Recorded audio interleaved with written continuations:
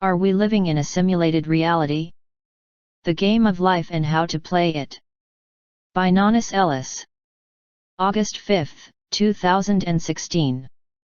Website: nanice.com. Produced by Higher Self. Have you ever had a sense that life isn't real, reality is an illusion, or you are just dreaming? Believe it or not, most people have had at least a fleeting sense that something is just not right about our reality. But why would so many of us have this odd thought or feeling if it weren't true? What if it is true and we are really living in a simulated reality? This may seem a bit out there, until you stop to consider that some very reputable physicists are now saying that reality is not real, and, in fact, there is a very good probability that we are living inside a sophisticated computer simulation.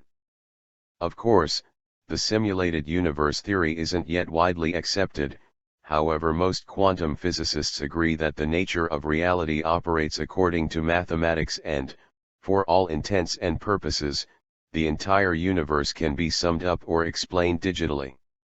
According to the digital physics principle, reality is generated by digital information, and the electrical signals in your brain interpret that data into what you call reality. This means that nothing exists without consciousness. Moreover, just recently a quantum physicist by the name of Dr. James Gates Jr. discovered computer error correcting code in the fabric of reality, while there are also reports of scientists observing pixels in microscopic images of nature. If our reality isn't virtual, why is it pixelated and why would it include error-correcting code? Actually, if we are living in a simulated reality, it explains many quantum quandaries about the universe and the nature of reality. For instance, many scientific experiments have concluded that reality only exists when it is observed, and, therefore, when there is no observer, there is no reality. There is also something called quantum entanglement where two entangled particles are separated but they still instantaneously communicate with one another, regardless of distance and even faster than the speed of light. However, when pointing out quantum quandaries, we cannot forget about atoms. Atoms are the building blocks of literally everything, yet they are 99.9% empty space, and in fact, there is so little matter in our reality that the entire world could be condensed into a golf ball with plenty of room left over for another planet or two.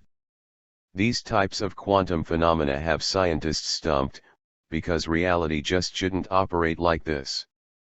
However, if we are living in a simulated reality, it all makes perfect sense, and, in fact, each quantum phenomena perfectly explains how virtual games operate. For instance, in order to conserve hard drive space, as well as energy, the game player's reality only pops into place as needed, and in a virtual reality anything can move instantly from one location to another, because there is no time and space, and, therefore, things can travel faster than the speed of light.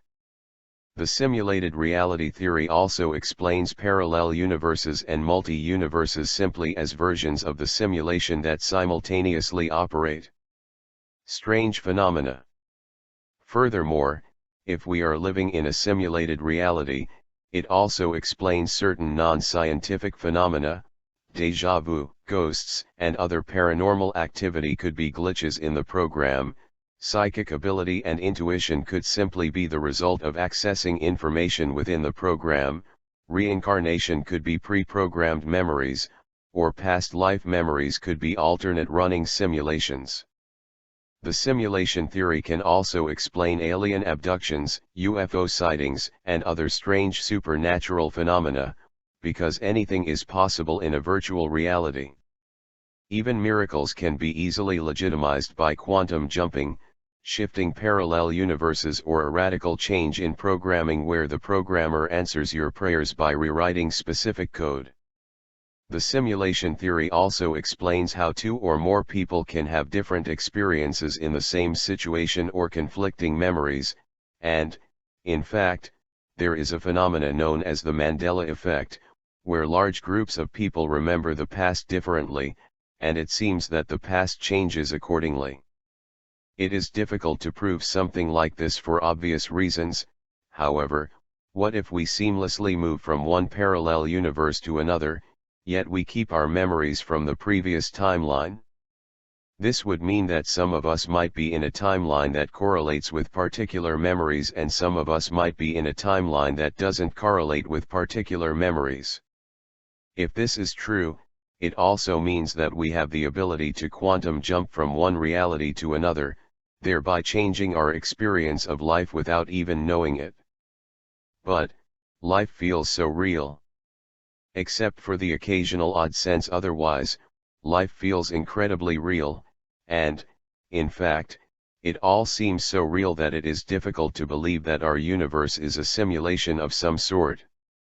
Nonetheless, if we are living in a virtual reality, we literally have no real reference point to discern the difference between real and virtual, so we actually don't know what real is.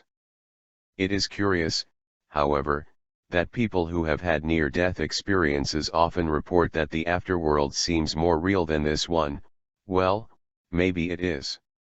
Honestly, even if we are living in a simulated world, there is no way to definitively know, but the concept of a virtual reality does offer a reasonable perspective to many unexplained mysteries of life, and it also explains many common spiritual paradoxes.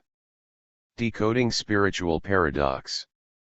Many spiritual philosophies offer paradoxical teachings that have no basis in logic, and even lack basic common sense. However, when we approach these unusual concepts from a virtual perspective, they suddenly make perfect sense. Quite possibly, those first spiritual teachers actually knew that this reality was simulated, and they passed down hints in spiritual text. In the context of a simulated reality, let's examine three popular paradoxes. 1. Life is an illusion. Throughout history, many spiritual teachers have taught that life is an illusion, nothing is really happening and we are just dreaming in a sea of emptiness. As abstract as this concept sounds, in a virtual world nothing is happening, nothing exists and it is all a grand illusion. 2. Only this moment exists. Another common spiritual belief says that everything is happening at once and time is an illusion. It's difficult to grasp onto this concept until we consider that in a virtual reality, time and space do not exist. Only this moment can be experienced because virtual life fills in around us as we move from place to place, and reality doesn't pop into position until it needs to. 3. We are all one.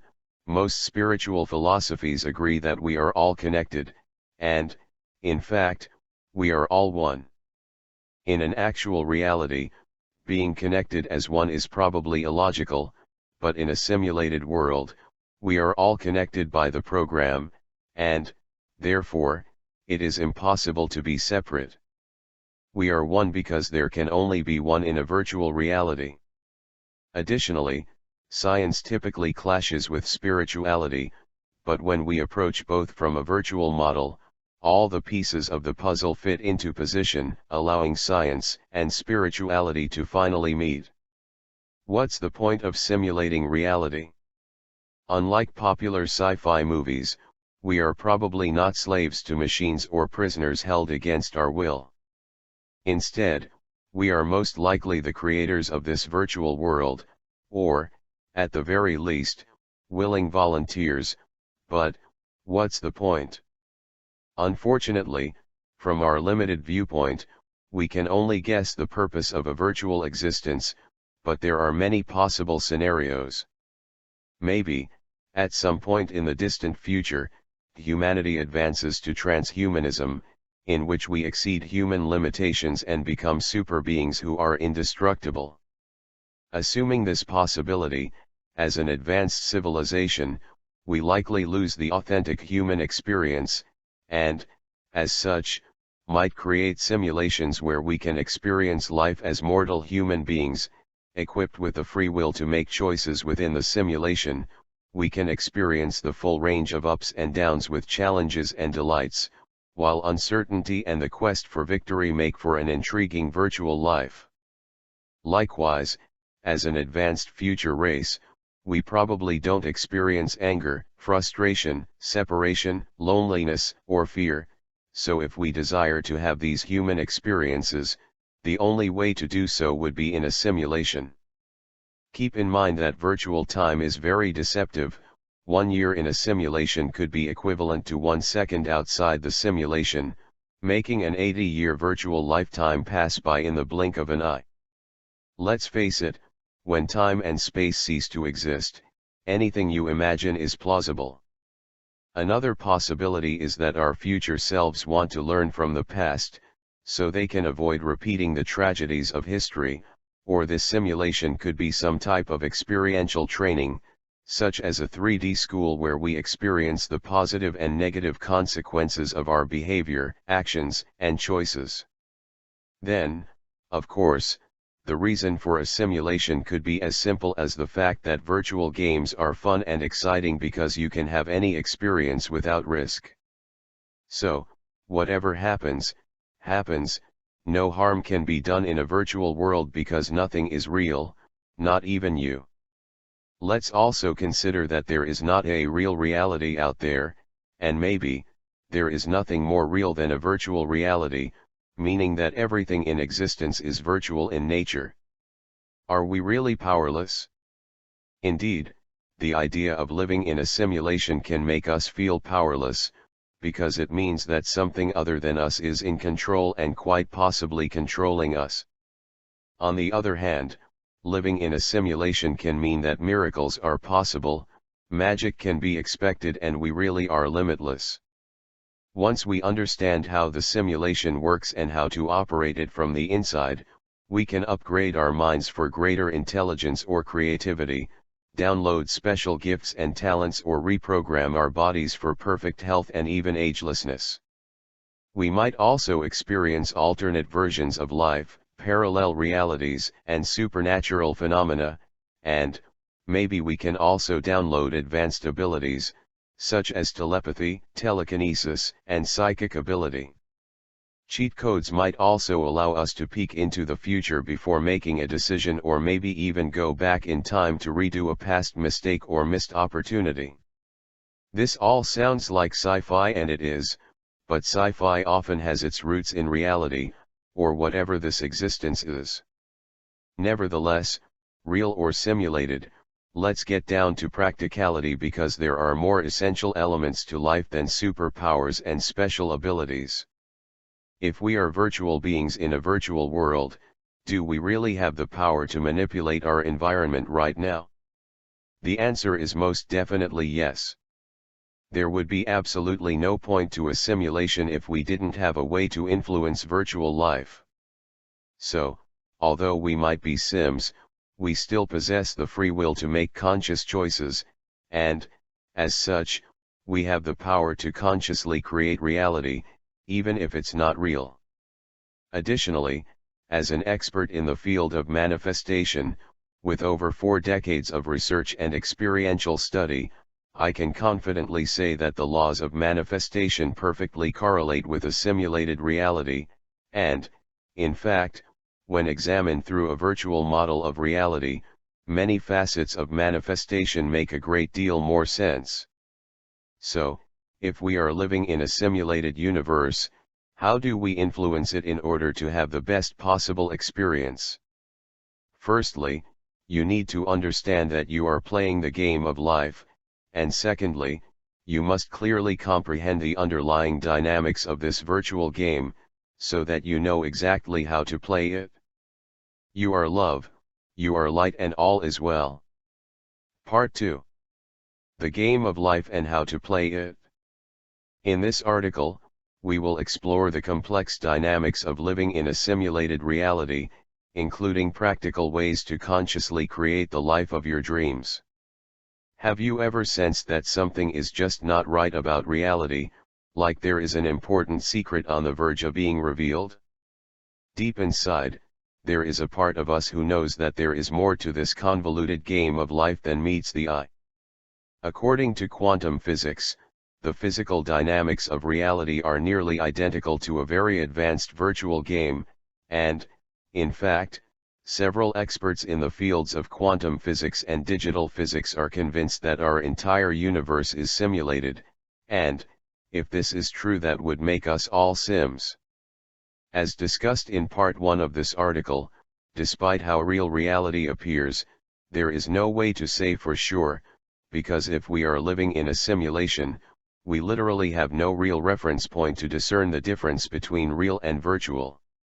In fact, it is accurate to say that without our brain's sophisticated ability to interpret electrical signals, we wouldn't experience anything at all. Assuming that we are virtual beings, playing a virtual game, how exactly do we play the game? The following is based on the laws of conscious creation, quantum physics, and various spiritual principles, along with a hint of vision and a touch of imagination.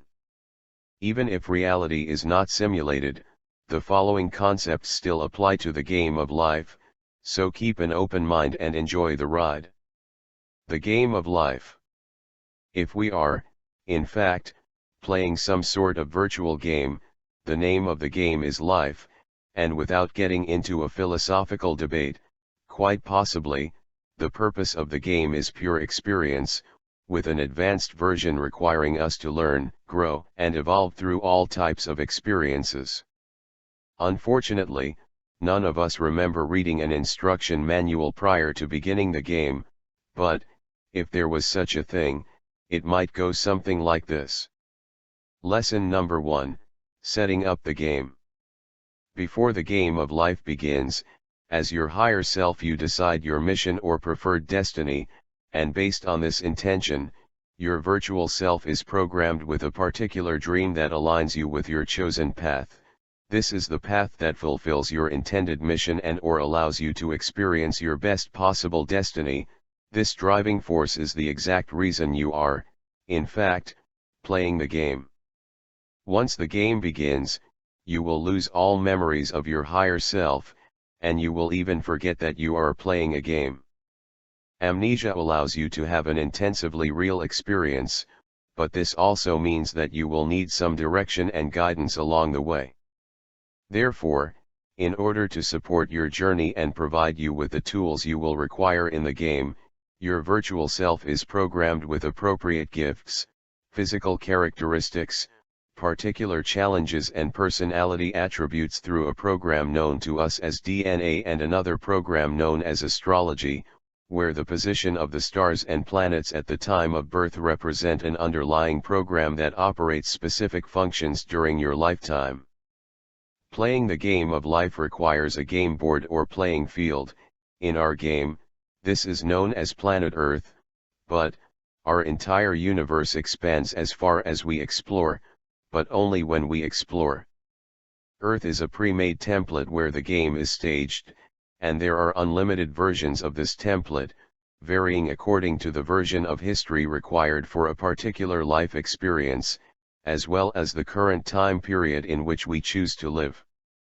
Of course, a simulation allows for unlimited realities with different versions of reality for each simulated character, so that two characters can live in the same physical location, while having very different experiences due to different versions of reality.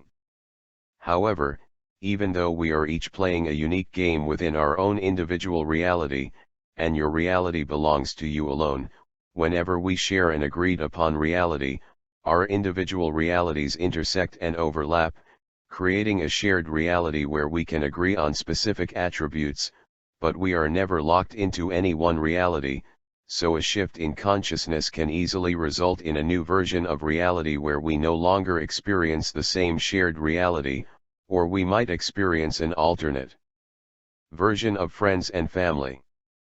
Although there are certain constructs and parameters that must be followed, such as gravity and the basic need for air, food, and water, beyond the natural laws that construct the simulation and certain predetermined game limitations, we can experience any type of reality we dream, and because reality fills in around us, moment to moment, miracles, magic, and instant manifestation is possible.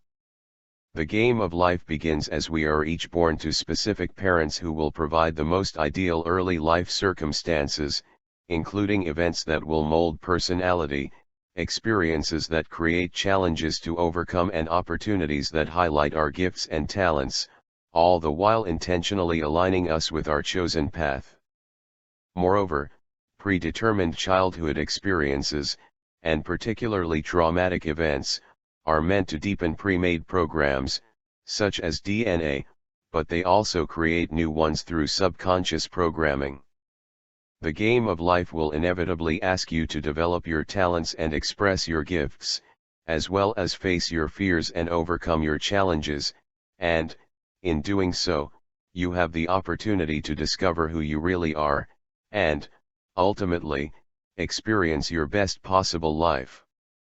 Of course, there are no guarantees, and most people reincarnate over and over before they master the game and learn how to consciously create their virtual reality, but it doesn't have to be this difficult nor take so long. Lesson number 2, playing the game. Inside a sophisticated virtual reality, every possibility exists as probability waves within the field of potentiality, otherwise known as the quantum field, the intelligent field of infinite potential. Although countless versions of life simultaneously exist, only one version locks into place at a time, and we seamlessly experience it as reality, but what exactly determines the version we experience? Until you are fully conscious and awake, the primary subconscious program, called the ego, automatically runs your life according to your individual programming. The ego is a survival program specifically designed to keep you alive in the simulation as long as possible, and, when the ego is operating, you have little or no power to affect reality. This means that as long as you are unconscious, most of your choices, including your actions, reactions, and interactions, are determined by the ego and dictated according to your specific programming. This makes it quite difficult to avoid predestined events, and just as challenging to manifest desired experiences that are not already predetermined. Therefore, in order to intentionally influence reality and consciously create your life, you must override subconscious programming and make conscious choices, but in order to do so, you must play the game of life as your higher self. Unfortunately, this is no easy feat when we have amnesia of our higher selves, and, consequently, we experience a virtual version of ourselves trapped within the confines of a simulated world where limitation and fear seem to rule. However, with utmost certainty, awakening as your higher self allows you to transcend the simulated construct that predetermines your life, and, therefore, your ability to consciously affect reality is directly related to your level of consciousness. The more conscious you are, the more power you have. Hence, in order to play the game as your higher self, you must wake up and remember who you really are. Lesson number 3, waking up is the key to mastering your virtual reality. Immersed in subconscious programming, we are unaware, but as we are able to observe ourselves, we become self-aware, thereby increasing individual consciousness, and, if we continue to progress through self-awareness, eventually we awaken as the observer, which is another word for higher self. This is commonly known as spiritual awakening, but you don't just awaken the spirit of your higher self, you actually awaken as your higher self.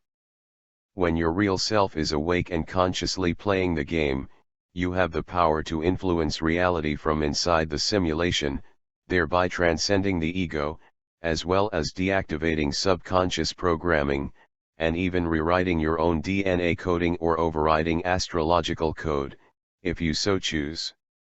Spiritual awakening is not a destination as much as it is a moment-to-moment choice, and simply being present in the now awakens your higher self for as long as you are conscious.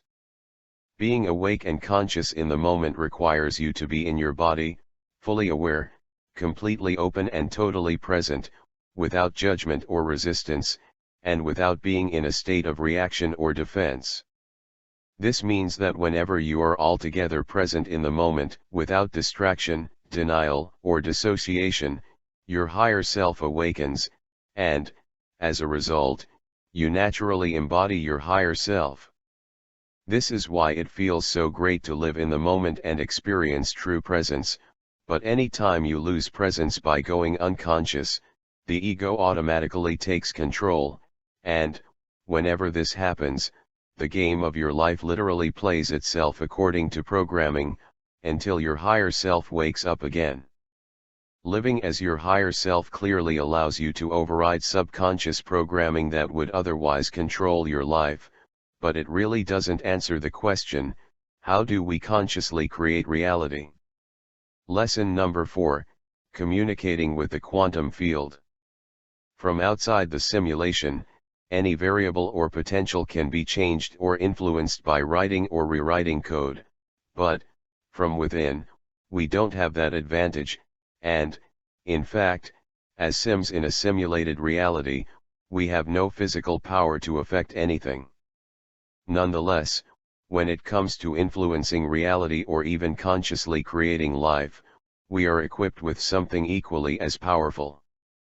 Everything we experience springs forth from the quantum field, and, in fact, the field possesses the potential to birth anything we choose.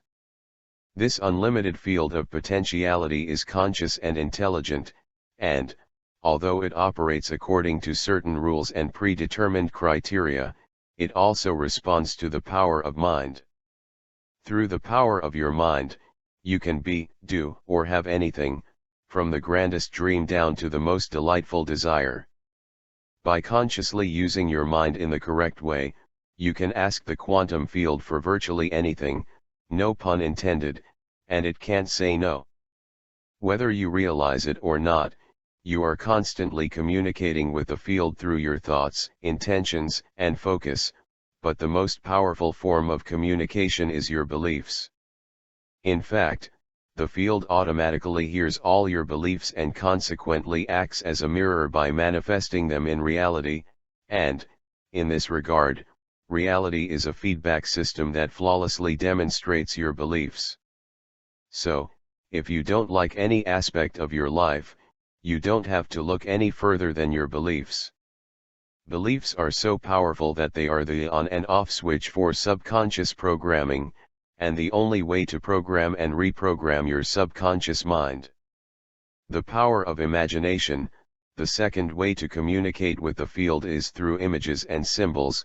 Whatever you imagine is received as information to the field. In other words, the field reads your imagination as a request and delivers accordingly. This is why it is very important to only imagine what you want and never imagine what you don't want. Magnetism, the third way in which you communicate with the field, is through electromagnetic vibration. So, if you want to create or manifest a dream or desire, you must emit a vibrational signal that magnetically attracts the subject of your dream or desire.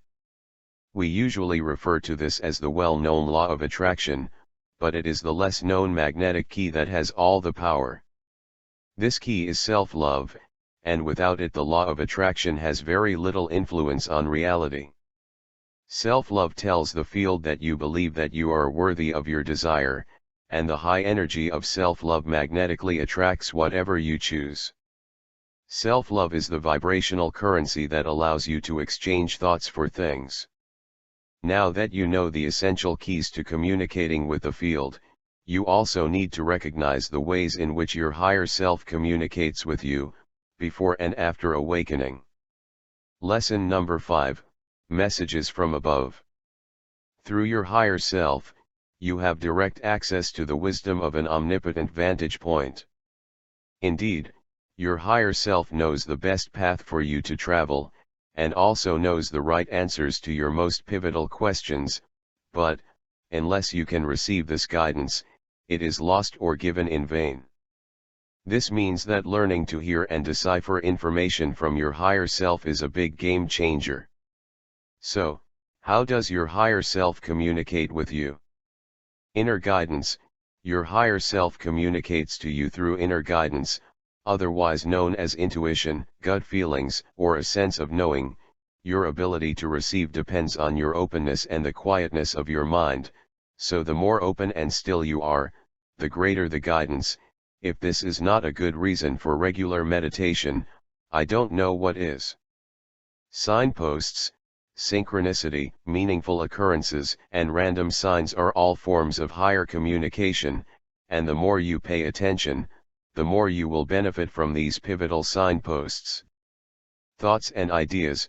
That sudden idea or spark of genius comes directly from your higher self, and, as such, your higher self speaks to you through thoughts and ideas, but in a noisy head, you could miss this guidance altogether. Dreams and desires. Your dreams and desires are not random or non-essential, and, in fact, your dreams and desires are the ways in which your higher self directs you onto your chosen path, aligning you with your best possible destiny. Listen to your emotions. Human emotions are designed for the purpose of higher guidance, with good feeling emotions leading us on our path, and bad feeling emotions showing us when we have strayed. If you should fall off your path entirely, certain experiences inevitably occur in order to show you the right path, and hopefully get you back on track, but, if you have seriously deviated, your higher self might also use crisis as a course-correcting strategy. What does this mean for us? Well, if we are really living in a simulated reality, we can lighten up and stop taking life so seriously. We can follow our bliss and do what we want to do, and we can forgive and forget, because no harm can be done in a world of illusion. Hence, if our unconscious behavior was a result of programming, we can forgive ourselves too, and, in fact, maybe this is why so many spiritual philosophies proclaim that we are really innocent and there is nothing to forgive. Moreover, if reality isn't real, it's a great deal easier to take chances and quite possibly live fearlessly, and if anything can be experienced by virtue of programming, this also means that you have the potential to be truly limitless. When you wake up and remember who you really are, and the game you are playing, you have the power and ability to override the rules, transcend disempowerment, and embark on the greatest journey of your life. Quite possibly, you may choose not to play the game at all, thereby experiencing life as the observer and living peacefully in non-duality, or you can also choose to play a new game, whatever that might be. Scientists haven't yet found a way to prove or disprove the simulation theory, and it may never be possible, but, regardless of the nature of reality, the remarkable journey of love and life is no less precious and no less miraculous. You are love, you are light, and all is well. In grace, love, and gratitude. Nanice.